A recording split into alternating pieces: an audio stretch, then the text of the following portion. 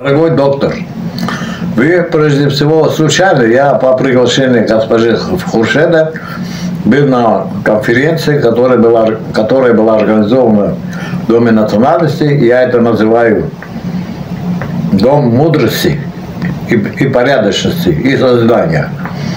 И познакомиться с вами, я, общаясь с вами, для себя нашел, какие качества у вас, которые глубоко импонируют с моим восприятием образа человека. Не личности, а образа человека. Какие у вас качества? Вы прозрачный, вы искренний, вы профессионал, вы любите природу, вы любите все основные компоненты, которые созданы природой. И есть природа, есть элементы природы. Это вода, воздух, горы. Это сама природа, она является тройственный союз жизни. А жизнь – это величайший дар от Бога. Мы не знаем так, что такое Бог, но я знаю, что человек сам творит божественные действия, если он искренний, если он добрый, если он мыслящий, если он здоровый, если он любит природу, любит семью, любит свою землю, на которой он ходит, и чтит и уважает старших родственников, свой род, тогда он становится также и патриотом. Он не будет слепо идти на смерть, он будет наоборот созидать, творить и воспитать людей, чтобы они выросли здоровыми, умными, преданными. Точка. Делаем паузу. Так, продолжение. Я Арташес Давидович Микаэлян, родился в городе Ленинакан. Это второй город Республики Армения. Но мое происхождение из города Карс, который сейчас находится на территории Турции. Это один из бывших столиц Армении. Мой дед со стороны матери был национальным героем, и у царя Николая II получил Георгиевский крест вместе с национальным героем Андроником. За что? За то, что они воевали в Башкадыгларе, рядом Карской губернии, против турецких войн, армии и победили. И за это Николай II с национальным героем генералом Андроником Озаняном, которого называют Андроник Паша, наградил орденом Георгиевским крестом.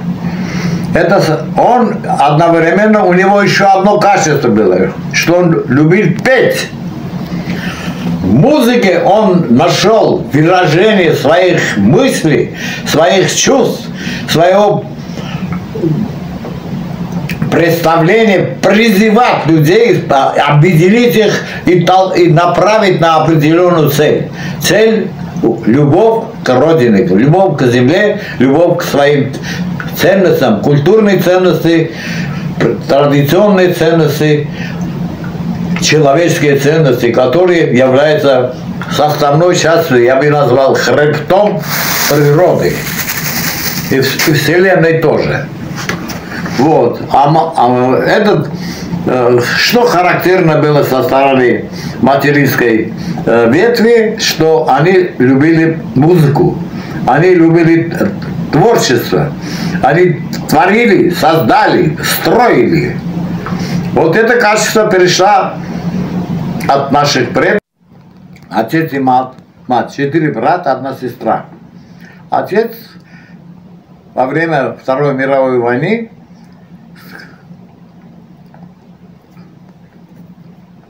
сам изъявил желание поехать в армию. Хотя по закону люди, имеющие 5 детей, они освобождались от армии.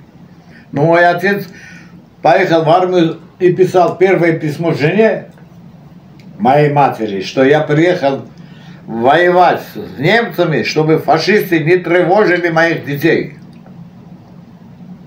А где Российский фронт, где Армения? Это далеко, несколько тысяч километров. Но его сознание было призвание человека защищать свою семью, его главное богатство. И поэтому у нас с детства было формировано уже убеждение, не взгляд, убеждение, что семья – это святыня. Мать – это живой храм в доме. Отец – это крепость в нашем доме. Вот в таком духе мы были воспитаны. После отец оказался у Керчи, без вести пропал, и не могли найти место, где он похоронен. Но мать об этом узнала и не поверила. Почему? Потому что уникальная ситуация. Отец, когда уехал в армию, жене сказал: Тиграновой, я вернусь обязательно, и дети будут расти у нас здоровыми, умными, успешными. Все дети наши получили высшее образование. Я и мой другой старший брат уже защитили диссертации, стали учеными. А сестра тоже получила высшее образование, преподавала в Ереванском институте иностранных языков. Младший брат тоже окончил Ереванский государственный университет. Вот. А старший брат уже в Московском Ломоносовском университете был аспирантом, был историком-международником, дипломатом. Работал за рубежом. И после этого вот мы приехали, я акцентировал на тот момент, что наши родители воспитали нас в духе созидания, значит, надо строить. Мы переехали в Ереван, купили территорию на очень перспективном месте, Норке над Ереваном, самый престижный район города Еревана.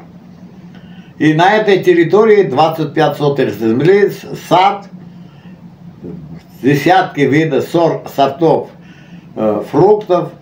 Мы жили, утром рано пили, кушали фрукты, работали, обрабатывали землю, занимались уже хозяйством, сельским хозяйством.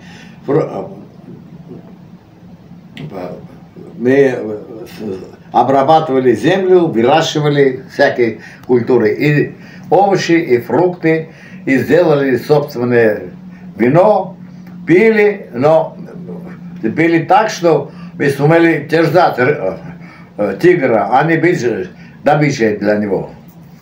Вот. И вот на этом месте построили большой дом. 4 брата жили в этом доме. И после этого каждый из нас уже создал семью, отдельно получили квартиры, жили. В 90-м году была страшная катастрофа. Да, еще расскажу. Мать скончалась не от болезни, а от горя, от скуки. Она была красивая, пела хорошо, она была один из красавиц города Леннакана.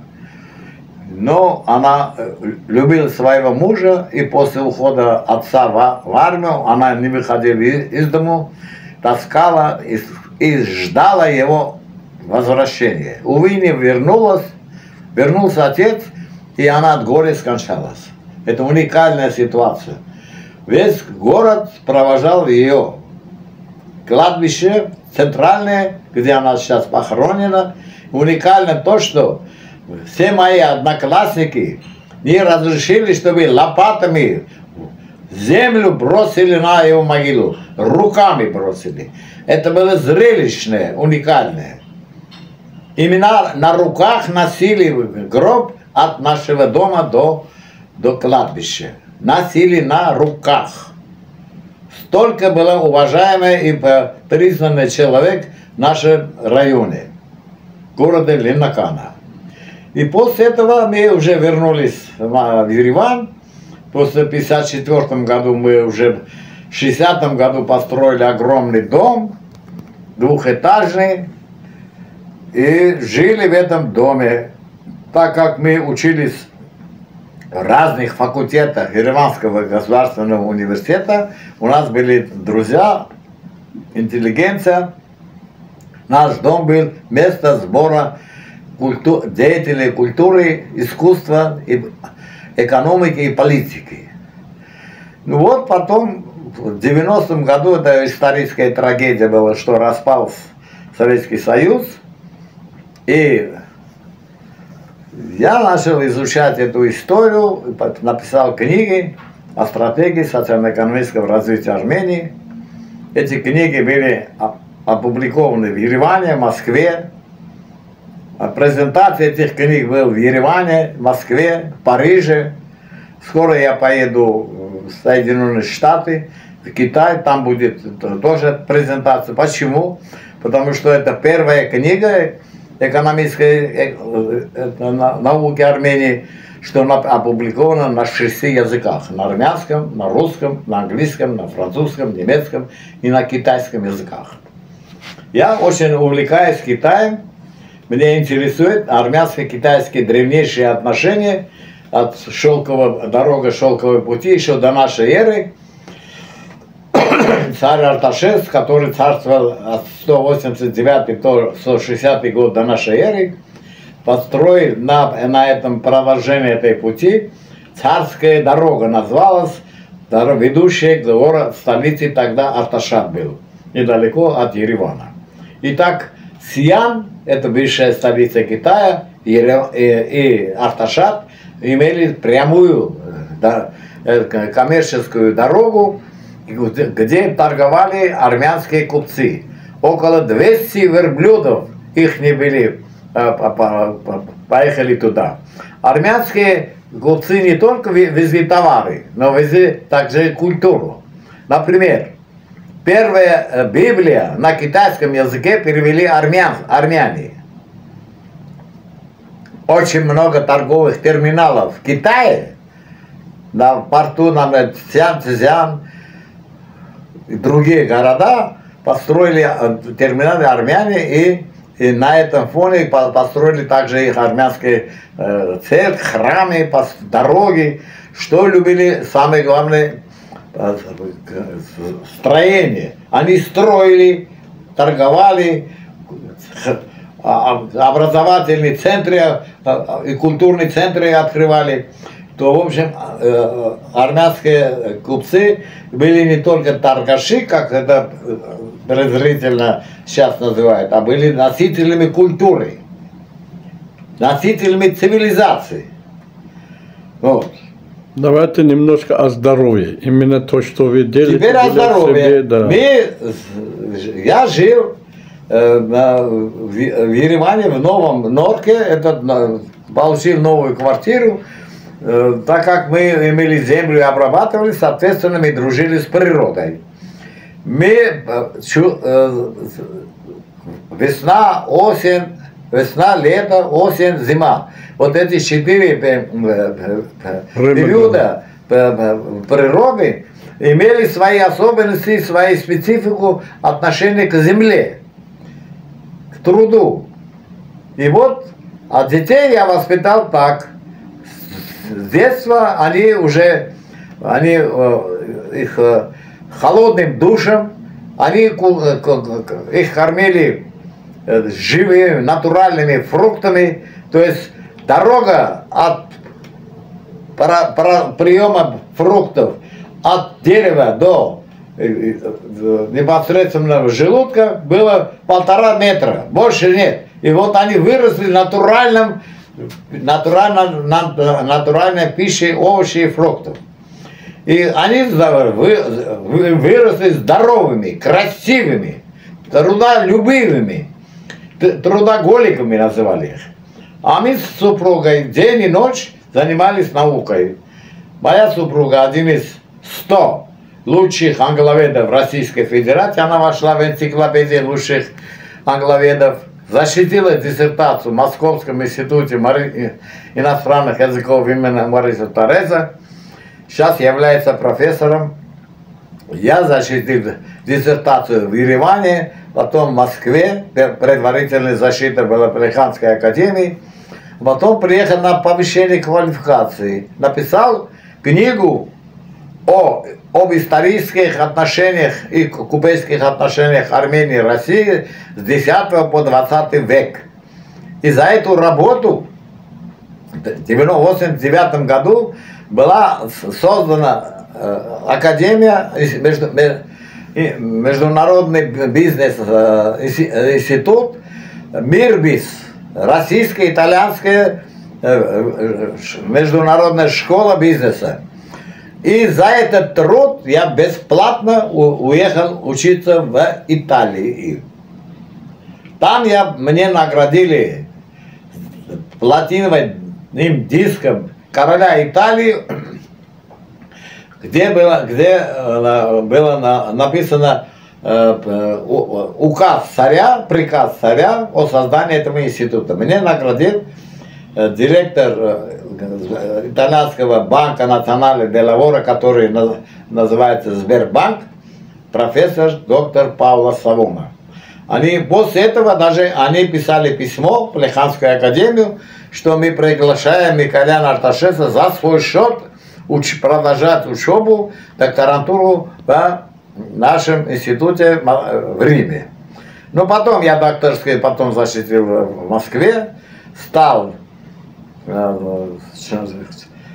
сначала почетным профессором в Париже, я был участником международного форума, сделал доклад об исторических отношениях Армении в мировую цивилизацию. За это Международная академия Арарат мне избрал в качестве почетного профессора. Это был 1911 год. А после этого я был уже профессором, почетным членом-корреспондентом. И в 1918 году мне уже присвоили звание академика. А этот диплом я получил в позапрошлом году в Париже, в марте месяце, куда я побывал по приглашению моей, это со стороны международного президента Академии наук Арарат, который является регистрированным в ЮНЕСКО, Организации Объединенных Наций. Один таких академий редко, очень немногочисленно регистрированные в ЮНЕСКО. Так, скажите, пожалуйста, ваш день с чего начинается для вашего здоровья? Для моего здоровья каждый день начинается из 3 компонентов. Первый, я мыслю. Второе, я мысленно пою. И третье, я считаю. Вот 3 основные компоненты, которые связаны с моим существом. Я считаю, сколько трудился, сколько читал, сколько писал, какие новые слова я выучил. Запланируйте свой день, да? Планирую каждый. Мой день уже запланирован мозгом. Не что-то я в дневнике написал. Мой организм уже сработал уже свой график, и я подчиняюсь этому графику. Он стал естественным состоянием, не функцией, а естественным состоянием моего физического функционирования, существования. А самое главное относительно здоровья.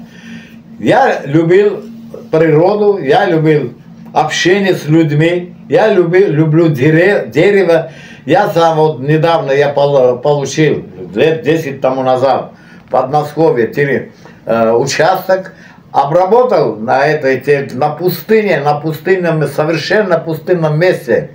Я посадил дерево, яблони, 10 видов разных фруктовых деревьев.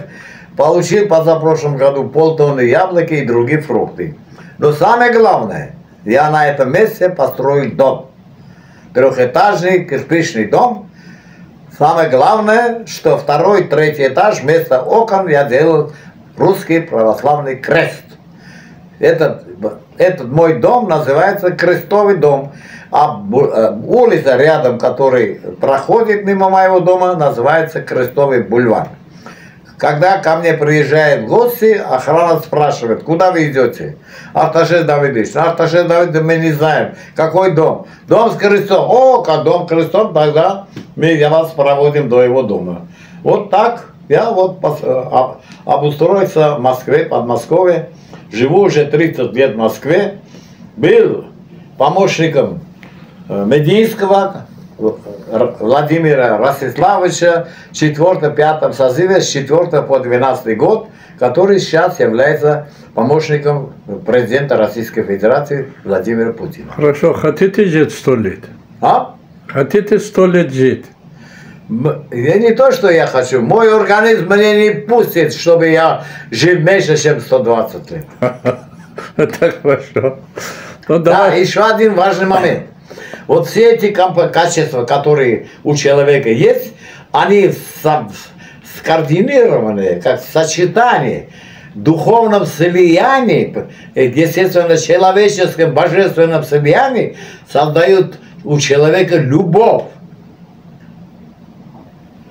Надо создать, творить на основе любви, который создает благо, а не меча, который создает кровью. Это уже результатом использования меча приводит к беде. Индивидуальном, частном, человеческом и национальной беде.